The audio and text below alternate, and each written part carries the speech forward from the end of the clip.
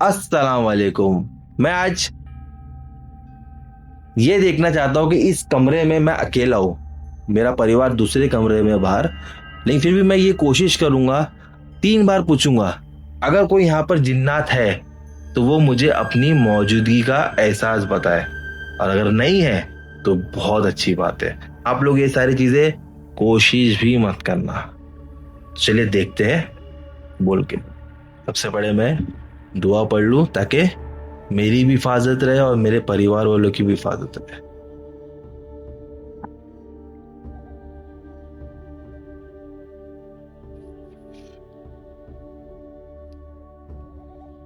क्या इस वक्त मेरे अलावा इस कमरे में कोई और भी मौजूद है?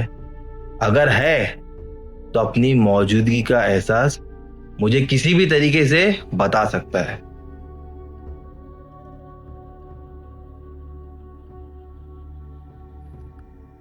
क्या इस कमरे में मेरे अलावा इस वक्त कोई और भी मौजूद है? अगर है तो वो सिर्फ अपनी मौजूदगी का एहसास बताए, कोई नुकसान पहुंचाने की जरूरत नहीं है।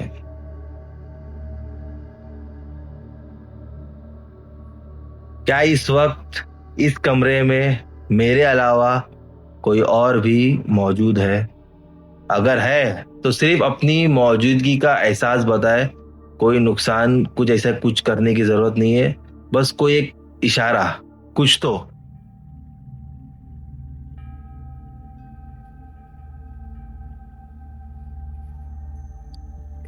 मेरे कमरे में ऐसा कुछ भी नहीं है, लेकिन आप लोग कोशिश मत करना।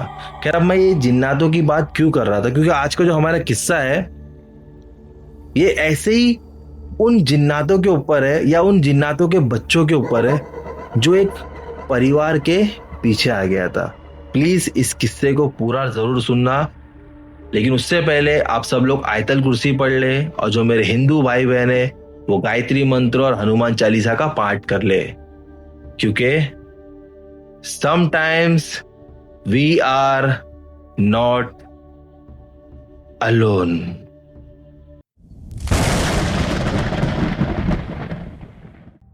तो ये किस्सा हमारे साथ शेयर किए है नूरी जी ने, जो कि मुंबई में रहते हैं, और ये सारा कुछ हुआ है उनकी कजन सिस्टर निदा के साथ। तो thank you so much Noori for sharing this real incident with us. ये सब कुछ शुरू हुआ था आज से तकरीबन 1.5 या 2 साल पहले, जब टिटवाला में नीदा नाम की एक लड़की अपने परिवार के साथ रहा करती थी, और उस टाइम पे नीदा जी की एज सिर्फ 15 साल की थी और वो 10th स्टैंडर्ड में थी। अब नीदा जी के अलावा उस घर में उसके अम्मी अब्बा, उसके 2 भाई और एक छोटी बहन थी। अब 2 भाई में से एक भाई ऑलरेडी शादीशुदा था और वो उनके साथ उन्हीं के घर में रहा करता था।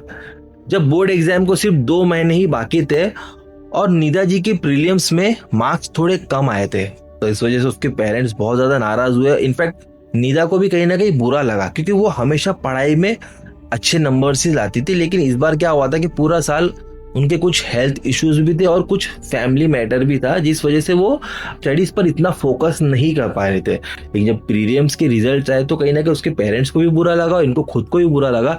तब इनके पेरेंट्स ने डिसाइड किया कि देख निदा, अब तू ट्यूशन 2 बार जाएगी और किसी भी हाल में तू अपने सारा पोर्शंस कंप्लीट करेगी, ताकि बोर्ड एग्जाम में तुझे किसी चीज की दिक्कत ना हो। तो इसने भी कहा कि हाँ अम्मी, जैसा आप बोले ठीक है। अब ये दिन में 2 टाइम ट्यूशंस भी जा रही थी और सब कुछ लाइफ में ठीक ठाक ही चल रहा था। तब इनकी टीचर ने बोले कि लगभग दूसरे सब्जेक्ट्स पूरे हो चुके हैं, लेकिन साइंस तुम्हारा बहुत पीछे चल रहा है, तो तुम एक काम करो, या तो सुबह 4 बजे उठ के पढ़ने बैठ जाओ, या तो फिर रात को कुछ टाइम निकाल कर तुम थोड़ा स्टडीज कर लो, ताकि तुम्हें दिक्कत ना हो और जल्दी तुम्हारा पोर्शन खत्म हो जाए। अब रास्ते भर में वो सोच रही थी कि सुबह 4 बजे तो मुझसे होगा नहीं, क्योंकि मैं सोती ही 2 बजे हूँ, सुबह 4 बजे कैसे उठ के पढ़ सकती हूँ। एक काम करती हूँ, मैं इससे अच्छा रात को खाना खाने के बाद 1-2 घंटा मोबाइल से अच्छा मैं पढ़ाई कर लूंगी, तो शायद मेरा पोर्शन जल्दी खत्म हो जाएगा। तब उसने अपनी मम्मी को बोली, मैं सोच रही हूँ कि आज से रात को कुछ एक्स्ट्रा पढ़ाई कर लूंगी घर में, तो मेरा पोर्शन थोड़ा जल्दी खत्म हो जाएगा। तो उसके मम्मी पापा ने बोले कि बेटा हम लोग को कोई प्रॉब्लम नहीं है, लेकिन नीदा की जो छोटी बहन थी वो और उसका भाई बोला कि देख दीदी, तू अगर रात को बैठ के पढ़ेगी तो तू लाइट चालू रखेगी और हम लोग को फिर नींद नहीं आएगी। मैं बालकनी में बैठ के पढ़ूंगी, वैसे भी पापा ने वहाँ पे बल्ब भी लगा के रखे, मैं टेबल फैन लेके जाके बैठ जाऊंगी, 2-3 घंटा पढ़कर आ जाओगी, तुम लोग को टेंशन लेने की जरूरत नहीं है, मैं हॉल की लाइट ऑन नहीं करूंगी। तो उसके भाई बहन बोले हाँ ठीक है, अब हम लोग को कोई दिक्कत नहीं है। 10-10:15 बजे के बीच में वो खाना खाती, 11:45 बजे वो बालकनी में साइंस की बुक लेकर जाकर ना पढ़ाई करती और तकरीबन 1:30-2 बजे तक वो पढ़कर वापस आके हॉल में सो जाती। अब ऐसा वो 3-4 दिन कंटिन्यूस करने लगी। अब धीरे धीरे नीरज जी को ऐसा लगा कि यार चलो ये टीचर की एडवाइस थोड़ा काम आई, मेरा पोर्शन थोड़ा जल्दी खत्म हो जाएगा। तब उनको भी मजा आने लगा था। एक दिन क्या हुआ कि वो दोपहर को सो गई थी, तो इस वजह से उसको रात को नींद ही नहीं आ रही थी।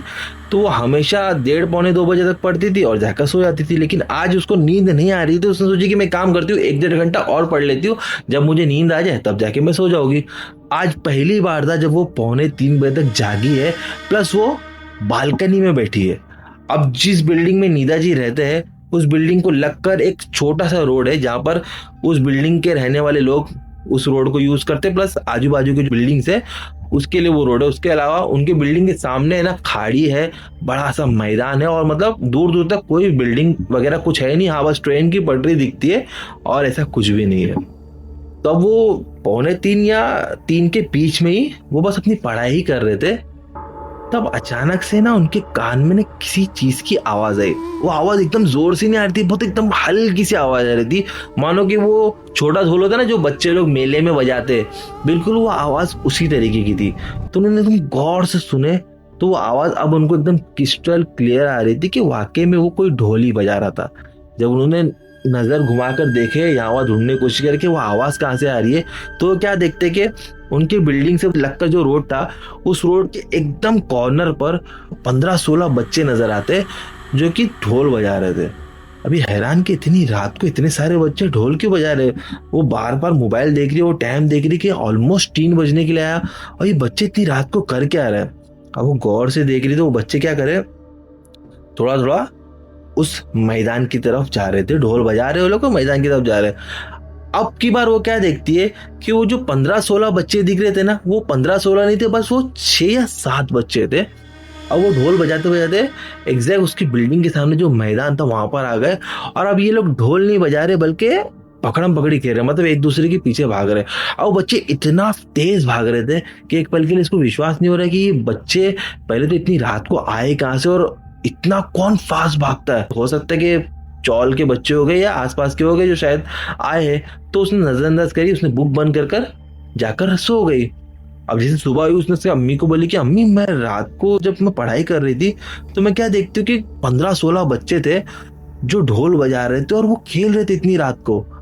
मुझे तो यकीन नहीं हो रहा कि इतनी रात को कौन बच्चे खेलते। तो उसकी अम्मी बोले कि तू पढ़ाई करने बैठती कि यहाँ वहाँ ताक झाक करने के लिए बैठती है बेटा, तो अपना पढ़ाई करके सो जाएगा, तो ये सब चीजों में नजर मत रख। अभी बोर्ड एग्जाम्स करीब आने वाले, एक मिस्टेक भी पूरा साल बर्बाद कर देगी। अब अगले दिन नीदा जी रात को फिर से अपना पढ़ाई करने के लिए बैठे, लेकिन इस बार वो 1:30 या 2:45 बजे उनको नींद आई तो वो जाके सो गए। अब मुसलसल 3-4 दिन वो 1:30-2 बजे जाके सो जा रहे थे, उनको कोई भी बच्चा या कुछ भी नजर नहीं आ रहा था। फिर एक रात वो थोड़ा देर तक पढ़ाई करने लगी, ऑलमोस्ट 2 बज गए तो उनको नींद नहीं आई। तो सोची कि काम करती थोड़ा और पढ़ लेती हूँ। तो इस बार उनको थोड़ी भूख लगने लगी तो अपने किचन में गए, चिप्स निकाल कर वापस आकर बैठी और वो पढ़ाई भी कर रही और एक एक चीज भी खा रही थी। अब होते होते लगभग 3 बज चुके थे, तब फिर से उसको वही ढोल बजने की आवाज आई। इस बार उसने गौर से देखी तो वही बच्चे रोड के किनारे से ढोल बजाते बजाते आ रहे थे। जस्ट उसके बिल्डिंग के सामने वाले मैदान में ही वो बच्चे खेलने लगे। लेकिन इस बार सबसे हैरान करने वाली बात ये हुई कि वो जो बच्चे थे वो भागते भागते ना लंबे हो जा रहे या बौने हो जा रहे। लंबे भी मतलब 12 से 14 फीट लंबे बच्चे हो जा रहे हो। और उसने मोबाइल निकाली, सोची कि मोबाइल में कैप्चर कर लूं। कैमरा ऑन कर रही है तो कोई भी नजर नहीं आ रहा, लेकिन आंखों से दिख रहे, लेकिन कैमरा वो चीज कैप्चर ही नहीं कर पा रहा था। इसको एकदम घबराहट होने लगी, तुरंत मोबाइल बंद करी और वापस से जाकर सो गई। अब सुबह उठी, इसने अपनी अम्मी को कुछ नहीं बताया कि उसको लगा कि अगर मैं बताऊंगी तो मेरी अम्मी मुझे शायद पढ़ाई करने भी ना दे रात को। तो उसने क्या करी, अपनी छोटी बहन जिसका नाम मिसबा है, तो उसको उसने बोले कि यार कल रात को ना मैंने देखी कि 2:45-3 बजे के आसपास कुछ बच्चे ढोल बजा रहे थे, फिर इसके बाद वो लोग एक दूसरे के पीछे भागने लगे और वो बच्चे ना अपने आप एकदम लंबे हो जा रहे थे, कभी 12 या 20 फीट लंबे हो जा रहे थे। मैं उनको जब मोबाइल में कैप्चर कर रही थी तो वो मोबाइल में भी रिकॉर्ड नहीं हो पा रहे थे। छोटी बहन थोड़ा एक्साइटेड हो गई, उसको डर भी लगा, लेकिन वो एक्साइटेड हो गई कि ये अगर वाकई में दीदी बोल रही है तो शायद कुछ तो है। तो बोली कि दीदी आज रात को मैं भी जागूंगी और मैं भी देखूंगी कि वो वाकई में बच्चे हैं या कुछ और है। तो देख मिसबा, लेकिन किसी को बताना नहीं। हाँ दीदी मैं किसी को कुछ नहीं बताऊंगी। मिसबा ने क्या करी, उसके अम्मी अब्बा को बोली कि मैं भी आज दीदी के साथ जागूंगी और मैं भी थोड़ा पढ़ाई कर लेती हूँ क्योंकि मेरे भी एग्जाम्स नजदीक आ रहे हैं। तो उनके घर वाले बोले कि हाँ ठीक है। अब दोनों बहन जाग के पढ़ाई कर रहे। अब छोटी बहन को एक्साइटमेंट हो रही कि कब 3 बजेंगे, कब मैं देखूं कि वो है क्या। नीदा को कहीं ना कहीं डर लग रहा और क्योंकि उसने 2 बार वो सारी चीजें देख चुकी थी तो उसको थोड़ी घबराहट थी। तो उसने अपनी बहन को बोल भी रही कि देख तू ज्यादा ओवर एक्साइटेड नहीं हो, बस जो भी है देखना और चुपचाप रहना, किसी को बताना नहीं। अब वो इंतजार करी, 1:30 बज गया, 2 बज गया, बोली कि दीदी कोई नजर ही नहीं आ रहा है, कुछ है या सिर्फ तुम मुझे मजाक कर रहे थे। अरे नहीं मिसबा सच में, तू देख तो सही। अब एग्जैक्ट 3:12 पे वही ढोल की आवाज इन दोनों सिस्टर्स को आई। अब जैसी आवाज बजी थी इनके रोंगटे खड़े हो गए। दीदी वो ढोल की आवाज आ रही है, देख आई ना तुझे। अभी लोग ने गौर से देखे तो रोड के किनारे पे वही बच्चे इन दोनों को नजर आए। दोनों डर भी गए और एक दूसरे का हाथ पकड़ लिए। अब वो लोग क्या देख रहे हैं कि वो बच्चे खेलते खेलते खेलते एग्जैक्ट इनके बिल्डिंग के सामने वाले मैदान में आ गए और वो लोग एक दूसरे के पीछे भाग रहे। लेकिन इस बार हैरान करने वाली बात ये थी कि वो बच्चे बड़े नहीं हो रहे थे, लंबे नहीं हो रहे थे, कुछ नहीं, बस वो नॉर्मल बच्चों की तरह ही खेल रहे थे। तो मिसबा बोली कि दीदी ये तो नॉर्मल बच्चे है, क्या तुम कुछ भी बोल रही थी, क्या कुछ भी तो नहीं है। तो बोली नहीं मिसबा, मैं तो देखी थी कि वो बहुत लंबे हो रहे थे, वो एकदम अजीब से बिहेव कर रहे थे, लेकिन अभी तो एकदम नॉर्मल लग रहे। हाँ ऐसा बोल के दोनों बहन हंसी मजाक करके जाके सो गए। अब अगले कुछ दिन निदा रात को उठती, पढ़ाई करती और सब कुछ ठीक था क्योंकि वो 3 बजे तक जागती ही नहीं थी, तो ऐसा कुछ होने का सवाल ही नहीं होता है। अब कुछ दिन के बाद फिर से मिसबा की आंख खुली, इस बार कुछ लगभग 1:30 पौने 2 बजे खुली थी। बोली कि दीदी आज भी जाग के देखते ना बच्चे लोग खेलने आते कि नहीं आते। तो नीता बोली कि देख मुझे बहुत नींद आ रहा है, आज नहीं, अपन फिर कभी। नहीं नहीं दीदी जागते ना, एक काम करती हूँ, वैसे भी घर में अच्छा खाने के लिए बना था, बहुत मुझे भूख भी लग रही, तो अपन खाते हैं, थोड़ी देर इंतजार करते, एक बार देख लेते ना बच्चे लोग को। तो नीता ने बोली कि अच्छा ठीक है। अब आज के दिन इनके घर में शामी कबाब बना हुआ था। तो मिसबा किचन में गई, प्लेट में शामी कबाब और कुछ चिप्स लेकर बालकनी में आके बैठ गए और ये लोग पढ़ाई भी कर रहे और साथ साथ कबाब और चिप्स भी खा रहे थे। देखते देखते एग्जैक्ट 3:12 हो गए। फिर से वो बच्चे आए और वो लोग उस गार्डन में खेल रहे, लेकिन इस बार मिसबा ने कुछ और ही सोच के रखी थी। उसने क्या करी, वो फौरन हॉल में गई और उसके भाई के पास एक लेजर लाइट थी। वो लेजर लाइट लेके आकर उन बच्चों के ऊपर मार रही लेजर लाइट। नीदा उसको मना भी करे कि मिसबा ये सब मत कर, मिसबा तू ये सब हरकतें मत कर, तुझे मैंने मना की थी ना। लेकिन वो मिसबा बात ही नहीं सुन रही थी, वो लेजर लाइट उन बच्चों पे मार रही थी। बस देखते देखते ऐसा क्या हुआ कि उन बच्चों में से 2 बच्चे पता नहीं कैसे एकदम तेजी से जस्ट उनके बिल्डिंग के नीचे आके खड़े हो गए। और जब वो बच्चे नीचे आके खड़े हुए थे वो कम से कम 12 से 15 फीट लंबे लग रहे थे। उसके अलावा 2 बच्चे ना उनके जस्ट घर के सामने एक बेर का पेड़ या पता नहीं कौन सा तो जंगली पेड़ था, उस पर आके बैठ गए। वो देख के और घबराहट हो गई, लोग फौरन अपने हॉल में आके चादर ओढ़ के लेट गए और दोनों बहनें अंदर कांप रहे। लोग चिल्लाने की कोशिश कर रहे लेकिन वो इतना डर गए थे, इतने सहम गए थे कि उनके गले से आवाज नहीं निकल रही थी। तब इनको ऐसा लगा कि इनके घर की बालकनी पे कोई आकर बैठा है। लिटरली उनको वो प्रेजेंस फील हुई। तब इन लोगों ने एक चादर हटा के देखे तो 2 बिल्लियां थी, काली बिल्लियां, जो उनके बालकनी में आके बैठी हुई थी। उनकी आंखें चमक रही थी। दोनों बहन देख के एक दूसरे का हाथ पकड़ के एकदम कांपने लगे। अब किसी तरह से वो रात तो गुजरी, सुबह होते होते इन दोनों को नींद आ गई। अब जब सुबह स्कूल के टाइम पर उनकी अम्मी ने इन लोग दोनों को उठाए तब मिसबा तो उठ गई, यानी कि जो छोटी बहन थी वो तो उठ गई, लेकिन जब नीदा को उठाने गए उसका जिस्म पूरा जल रहा था।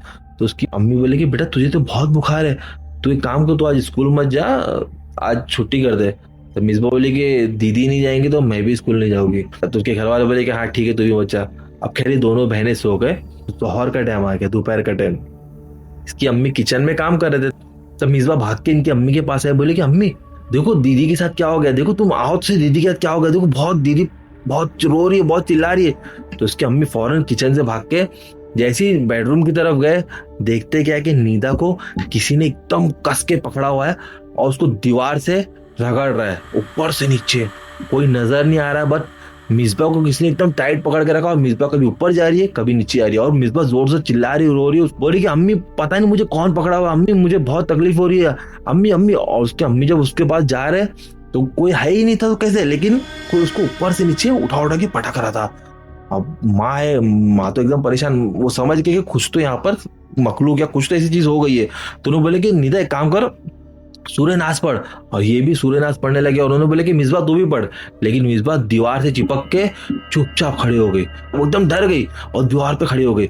और इसकी अम्मी सूर्य नाश पढ़ रहे और निदा भी वहां पे सूर्य नाश पढ़ रही है। थोड़ी देर में अचानक से उसका किसी ने गला छोड़ा और वो नीचे आके गिर गई। अब वो रोने लगी और बताई कि अम्मी मैं कुछ रात से हम लोग बालकनी में जब पढ़ाई कर रहे थे तो हम लोग ने कुछ बच्चों को देखे थे खेल रहे थे, वो इंसानी बच्चे नहीं लग रहे थे, वो कुछ और ही थे। ऐसा बोल के नीता बहुत जोर से रोने लगी। तो उसकी अम्मी समझ गई कि कुछ तो गड़बड़ है, क्योंकि उन्होंने अपनी आंखों से देखे थे जो अभी नीता के साथ हुआ था। तो उन्होंने फौरन अपने हस्बैंड को कॉल करके बोले कि देखो घर पे आ जाओ, यहाँ पर कुछ बहुत बड़ी प्रॉब्लम हो गई है, मैं तुम्हें फोन पे बता नहीं सकती, तुम एक बार यहाँ पर आ जाओ। जैसे ही उनके हस्बैंड आए तो उन्होंने बोले कि अभी नीदा को कोई हवा में उठा उठा के पटक रहा था और नीदा बहुत जोर से रो रही थी। जब हम लोग ने सूर्य नाश पढ़े तब जाके सब कुछ ठीक हुआ है। तो यहाँ पर ऐसा लग रहा है कि हमारी बेटी के ऊपर कुछ असरात हो गए, कुछ तो ऐसी चीजें जो शायद मैं आपको समझा नहीं सकूं। उनके हस्बैंड ने बोले कि देखो डरने की कोई बात नहीं है, मौलाना साहब का नंबर है ना, उनको कॉल लगाओ, वो आएंगे तो सब कुछ ठीक हो जाएगा। तब लोग ने मौलाना साहब को कॉल लगाया, बोले मौलाना साहब हमारी बेटी जो बड़ी बेटी निदा उसके ऊपर कुछ ऊपरी असरात हो गए, आप एक बार आके देख लेंगे तो बहुत मेहरबानी होगी। तो मौलाना ने बोले कि देखो 2 दिन के बाद मैं उम्रा पे जाने वाला हूँ, या पता नहीं वो कहीं जाने वाले थे, तो मैं फिलहाल तो नहीं आ सकता, लेकिन मैं काम करता हूँ आप सूर्य बकरा पढ़कर पानी में दम करके अपनी बेटी को पिलाते रहो, इंशाल्लाह सब ठीक हो जाएगा। और जैसे मैं फ्री होता हूँ मैं आ जाऊंगा। तो इन्होंने बोले कि ठीक है, लेकिन एक माँ तो माँ होती, वो अपनी बेटी के साथ जो हुआ था वो देखकर वो अंदर से सहम गए। तो उन्होंने बोले कि नहीं एक काम करो, मौलाना साहब को आज रात को दावत पे बुला दो, इसी बहाने वो निदा को देख भी लेंगे। तो मुझे बहुत घबराहट हो रही है अपनी बच्ची को लेकर, और अपनी जवान बच्ची है, अपने हाथ से नहीं जाना चाहिए। मौलाना साहब आप आज रात को हमारे घर पे दावत पे आएंगे क्या? तो मौलाना ने बोले कि अच्छा ठीक है, मैं आपके घर पे आज रात को दावत पे आता हूँ। अब जैसे ही रात को मौलाना साहब उनके घर पर आए, वो घर में आके सबसे मिले, मिसबा से मिले, उनके बेटों से मिले, सबसे मिले। जब नीदा से मिलने का मौका आया तब नीदा एकदम गुस्सा हो गई, बोली कि इसको यहाँ पर क्यों बुलाया। वो एकदम बदतमीजी से बात करने लगी। मतलब वो मौलाना साहब उनके घर में हमेशा आते थे, लेकिन आज जब वो आए तो नीदा बहुत ही अजीब बिहेव कर रही थी। ऐसा मतलब जैसे कि कोई अजनबी उनके घर में आ गया, या मतलब वो उनसे चिढ़ रही थी। और वो फौरन जाके रूम में बैठ जा रही है और वो आ नहीं रही है। वो मौलाना साहब बुला रहे, सब लोग बुला रहे, फिर भी वो आ नहीं रही है। और वो अपना सर दीवार से पटक रही है, कभी जमीन से पटक रही है।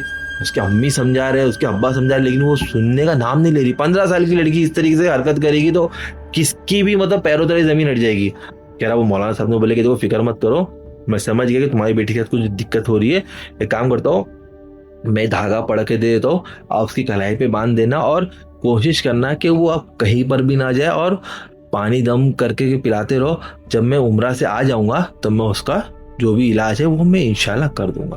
तो बोले कि ठीक है। अब उन्होंने धागा पड़ गए थे उसकी कलाई पे बांध दिए, लेकिन प्रॉब्लम सॉल्व नहीं हुई। कुछ दिनों तक नीदा ने बहुत परेशान करी। कभी वो अपने कमरे में बैठ के ब्लेड से चेहरे को काटती, कभी हाथ को काटती, कभी वो गुड़िया को उनके सर काटती, कभी वो अजीब सा घर में हाथ के बल चलती। मतलब ऐसी बहुत सारी हरकत करने लगी जो नॉर्मल नहीं था।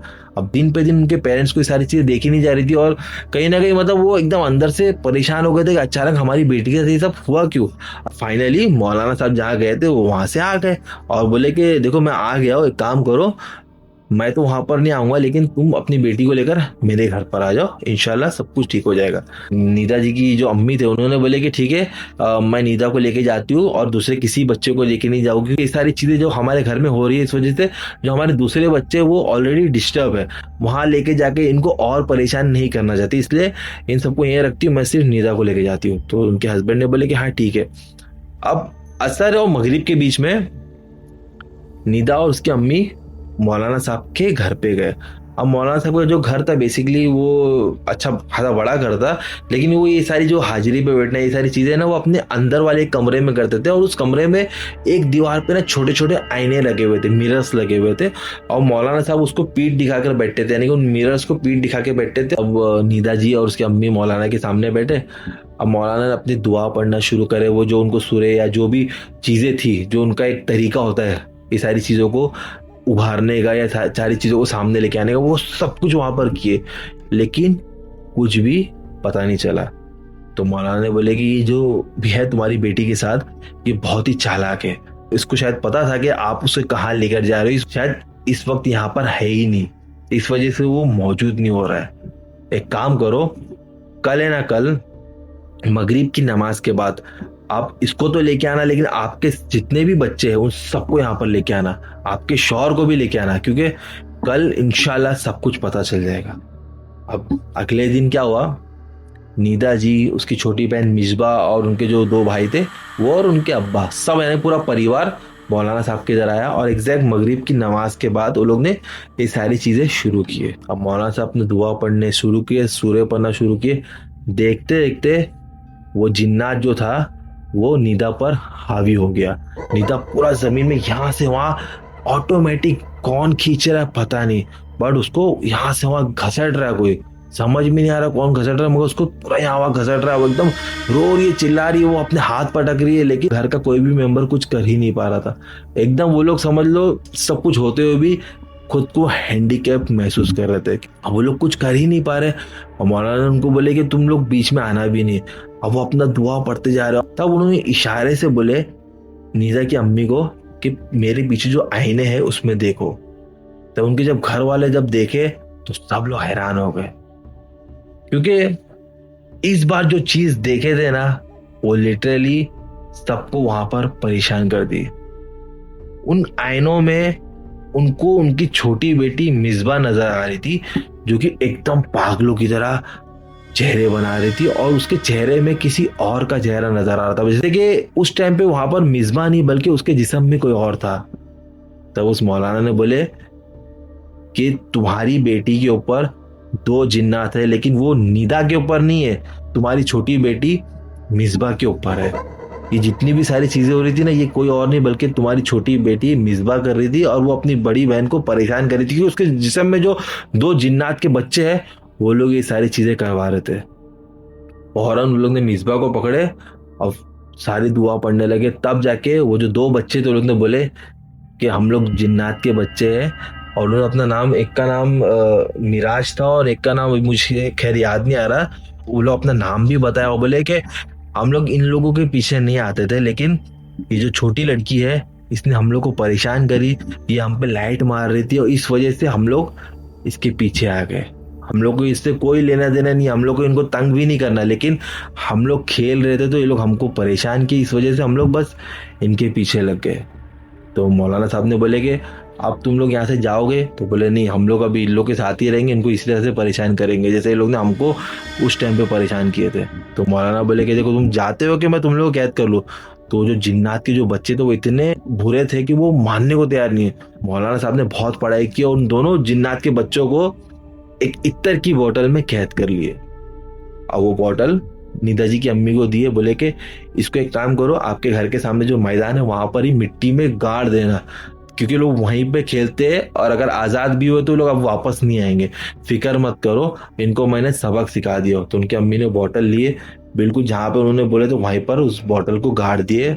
उसके बाद से उनके साथ ऐसा फिर कभी नहीं हुआ। आज मिसबा जी भी एकदम फाइन है, और उनकी जो बड़ी बहन है निदा, जो बेचारी बहुत तकलीफें बर्दाश्त की, जो मतलब एक्चुअल जो टॉर्चर था वो निदा जी के ऊपर ही हुआ था, तो वो भी अभी अल्लाह का शुक्र है एकदम ठीक है। तो यार स्टोरी पसंद आए तो प्लीज सब्सक्राइब करो, लाइक करो, कमेंट्स करो, और अगर आपके पास भी कोई हॉरर स्टोरी है तो इस वीडियो के डिस्क्रिप्शन में आपको हमारे इंस्टाग्राम की लिंक मिल जाएगी, वहां पर आइए, हमें फॉलो कीजिए, डीएम कीजिए। बस मैं मिलूंगा आपको किसी नेक्स्ट किस्से में। दिल अपना और अपने लोगों का ख्याल रखिए। अल्लाह हाफिज।